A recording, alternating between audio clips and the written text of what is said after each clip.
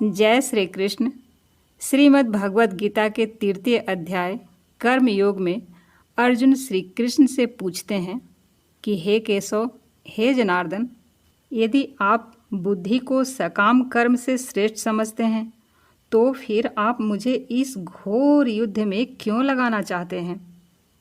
आपके व्याम मिश्रित अनेकार्थक उपदेशों से मेरी बुद्धि मोहित हो गई है। अतः कृपा करके निश्चय पूर्वक मुझे बताएं कि इनमें से मेरे लिए सर्वाधिक श्रेयस्कर क्या होगा। तब श्री भगवान कहते हैं, हे निष्पाप अर्जुन, मैं पहले ही बता चुका हूँ कि आत्म साक्षात्कार का प्रयत्न करने वाले 2 प्रकार के पुरुष होते हैं।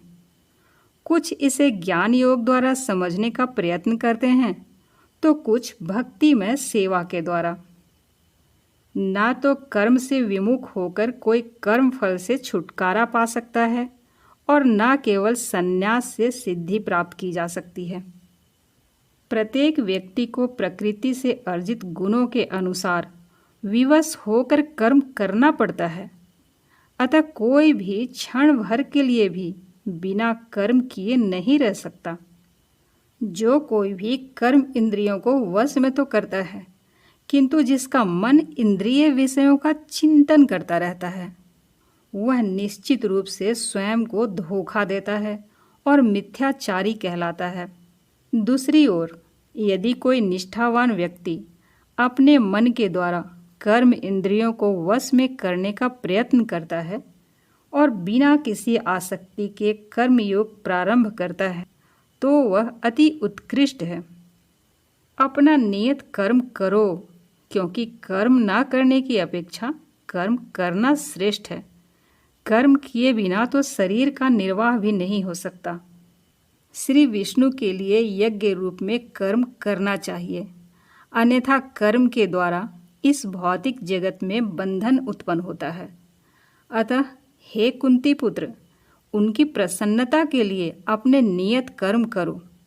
इस तरह तुम बंधन से सदा मुक्त रहोगे। सृष्टि के प्रारंभ में समस्त प्राणियों के स्वामी ने विष्णु के लिए यज्ञ सहित मनुष्यों तथा देवताओं की संततियों को रचा और उनसे कहा, तुम इस यज्ञ से सुखी रहो, क्योंकि इसके करने से तुम्हें सुखपूर्वक रहने तथा मुक्ति प्राप्त करने के लिए समस्त वांछित वस्तुएं प्राप्त हो सकेंगी। यज्ञों के द्वारा प्रसन्न होकर देवता तुम्हें भी प्रसन्न करेंगे और इस तरह मनुष्यों तथा देवताओं के मध्य सहयोग से सबों को संपन्नता प्राप्त होगी। जीवन की विभिन्न आवश्यकताओं की पूर्ति करने वाले विभिन्न देवता यज्ञ संपन्न होने पर प्रसन्न होकर तुम्हारी सारी आवश्यकताओं की पूर्ति करेंगे। किंतु जो इन उपहारों को देवताओं को अर्पित किए बिना भोगता है वह निश्चित रूप से अज्ञानी है। भगवान के भक्त सभी प्रकार से पापों से मुक्त हो जाते हैं, क्योंकि वे यज्ञ में अर्पित किए भोजन को ही खाते हैं। अन्य लोग जो अपने इंद्रिय सुख के लिए भोजन बनाते हैं वे निश्चित रूप से अज्ञानी हैं। सारे प्राणी अन्न पर आश्रित हैं जो वर्षा से उत्पन्न होता है। वर्षा यज्ञ संपन्न करने से होती है और यज्ञ नियत कर्मों से उत्पन्न होता है। वेदों में नियमित कर्मों का विधान है और ये साक्षात श्री भगवान से प्रकट हुए हैं। फलतः सर्वव्यापी ब्रह्म यज्ञ कर्मों में सदा स्थित रहता है। हे प्रिय अर्जुन, जो मानव जीवन में इस प्रकार वेदों द्वारा स्थापित यज्ञ चक्र का पालन नहीं करता वह निश्चय ही अज्ञानी जीवन व्यतीत करता है। ऐसा व्यक्ति केवल इंद्रियों की तुष्टि करता है। किंतु जो व्यक्ति आत्मा में ही आनंद लेता है तथा जिसका जीवन आत्म साक्षात्कार युक्त है और जो अपने में ही पूर्णतया संतुष्ट रहता है, उसके लिए कुछ करणीय कर्तव्य नहीं होता। स्वरूप सिद्ध व्यक्ति के लिए ना तो अपने नियत कर्मों को करने की आवश्यकता रह जाती है, ना ऐसा कर्म ना करने का कोई कारण ही रहता है। उसे किसी अन्य जीव पर निर्भर रहने की आवश्यकता भी नहीं रह जाती है। अतः कर्म फल में आसक्त हुए बिना मनुष्य को अपना कर्तव्य समझकर निरंतर कर्म करते रहना चाहिए, क्योंकि अनासक्त होकर कर्म करने से पर ब्रह्म परम की प्राप्ति होती है। जनक जैसे राजाओं ने केवल नियत कर्मों को करने से ही सिद्धि प्राप्त की। अतः सामान्य जनों को शिक्षित करने की दृष्टि से तुम्हें कर्म करना चाहिए। महापुरुष जो जो आचरण करता है, सामान्य व्यक्ति उसी का अनुसरण करते हैं। वह अपने अनुसरणीय कार्यों से जो आदर्श प्रस्तुत करता है, संपूर्ण विश्व उसका अनुसरण करता है। हे पृथापुत्र, तीनों लोकों में मेरे लिए कोई भी कर्म नियत नहीं है।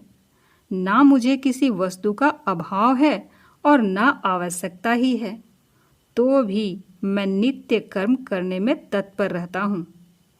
क्योंकि यदि मैं नियत कर्मों को सावधानीपूर्वक ना करूँ, तो हे पार्थ, यह निश्चित है कि सारे मनुष्य मेरे पथ का ही अनुगमन करेंगे।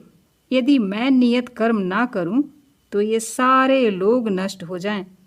तब मैं अवांछित जन समुदाय को उत्पन्न करने का कारण हो जाऊंगा और इस तरह संपूर्ण प्राणियों की शांति का विनाशक बनूंगा। जिस प्रकार अज्ञानी जन फल की आसक्ति से कार्य करते हैं, उसी तरह विद्वान जनों को चाहिए कि वे लोगों को उचित पथ पर ले जाने के लिए अनासक्त रहकर कार्य करें। विद्वान व्यक्ति को चाहिए कि वह सकाम कर्मों में आसक्त अज्ञानी पुरुषों को कर्म करने से रोके नहीं, ताकि उसके मन विचलित ना हो, अपितु भक्ति भाव से कर्म करते हुए वह उन्हें सभी प्रकार के कार्यों में लगाए। जीवात्मा अहंकार के प्रभाव से मोहग्रस्त होकर अपने आप को समस्त कर्मों का कर्ता मान बैठता है, जबकि वास्तव में वे प्रकृति के तीनों गुणों द्वारा संपन्न किए जाते हैं। हे महाबाहो, भक्ति भाव में कर्म तथा सकाम कर्म के भेद को भली भांति जानते हुए जो परम सत्य को जानने वाला है, वह कभी भी अपने आप को इंद्रियों में तथा इंद्रिय तृप्ति में नहीं लगाता। माया के गुणों से मोहग्रस्त होने पर अज्ञानी पुरुष पूर्णतया भौतिक कार्यों में संलग्न रहकर उनमें आसक्त हो जाते हैं। यद्यपि उनके ये कार्य उनमें ज्ञान भाव के कारण अधम होते हैं, किंतु ज्ञानी को चाहिए कि उन्हें विचलित ना करे। अतः हे अर्जुन, अपने सारे कार्यों को मुझ में समर्पित करके मेरे पूर्ण ज्ञान से युक्त होकर लाभ की आकांक्षा से रहित, स्वामित्व के किसी दावे के बिना तथा आलस्य से रहित होकर युद्ध करो।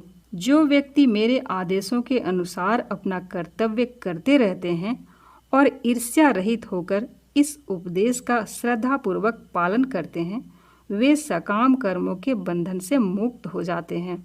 किंतु जो ईर्ष्यावश इन उपदेशों की अपेक्षा करते हैं और इनका पालन नहीं करते, उन्हें समस्त ज्ञान से रहित, दिग्भ्रमित भ्रमित तथा सिद्धि के प्रयासों में नष्ट भ्रष्ट समझना चाहिए। ज्ञानी पुरुष भी अपनी प्रकृति के अनुसार कार्य करता है, क्योंकि सभी प्राणी तीनों गुणों से प्राप्त अपनी प्रकृति का ही अनुसरण करते हैं। भला दमन से क्या हो सकता है? प्रत्येक इंद्रिय तथा उसके विषय से संबंधित राग द्वेष को व्यवस्थित करने के नियम होते हैं। मनुष्य को ऐसे राग तथा द्वेष के वशीभूत नहीं होना चाहिए, क्योंकि ये आत्म साक्षात्कार के मार्ग में अवरोधक हैं। अपने नियत कर्मों को दोषपूर्ण ढंग से संपन्न करना भी अन्य के कर्मों को भली भांति करने से श्रेयस्कर है। स्वयं के कर्मों को करते हुए मरना प्राय कर्मों में प्रवृत्त होने की अपेक्षा श्रेष्ठतर है, क्योंकि अन्य किसी के मार्ग का अनुसरण भयावह होता है। अर्जुन ने कहा, हे वृष्णवंशी, मनुष्य न चाहते हुए भी पाप कर्मों के लिए प्रेरित क्यों होता है? ऐसा लगता है कि उसे बलपूर्वक उसमें लगाया जा रहा हो। श्री भगवान ने कहा, हे अर्जुन, इसका कारण रजोगुण के संपर्क से उत्पन्न काम है, जो बाद में क्रोध का रूप धारण करता है और जो इस संसार का सर्वभक्षी पापी शत्रु है। जिस प्रकार अग्नि धुएं से, दर्पण धूल से अथवा भ्रूण गर्भाशय से ढका रहता है, उसी प्रकार जीवात्मा इस काम की विभिन्न मात्राओं से ढका रहता है। इस प्रकार ज्ञानमय जीवात्मा की शुद्ध चेतना उसके काम रूपी नित्य शत्रु से ढकी रहती है, जो कभी भी तुष्ट नहीं होता और अग्नि के समान जलता ही रहता है। इंद्रियां, मन तथा बुद्धि इस काम के निवास स्थान हैं। इनके द्वारा यह काम जीवात्मा के वास्तविक ज्ञान को ढककर उसे मोहित कर लेता है। इसलिए हे भरतवंशियों में श्रेष्ठ अर्जुन, प्रारंभ में ही इंद्रियों को वश में करके इस पाप का महान प्रतीक काम का दमन करो और ज्ञान तथा आत्म साक्षात्कार के इस विनाशकर्ता का वध कर डालो। कर्म इंद्रियें जड़ पदार्थ की अपेक्षा श्रेष्ठ है, मन इंद्रियों से बढ़कर है, बुद्धि मन से भी उच्च है और वह आत्मा बुद्धि से भी बढ़कर है। इस प्रकार बुद्धि से पर अर्थात सूक्ष्म, बलवान और अत्यंत श्रेष्ठ आत्मा को जानकर और बुद्धि के द्वारा मन को वश में करके, हे महाबाहो, तू इस काम रूप दुर्जय शत्रु को मार डाल।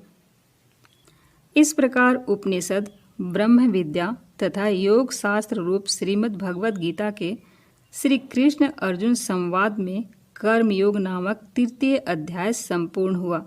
जय श्री कृष्ण।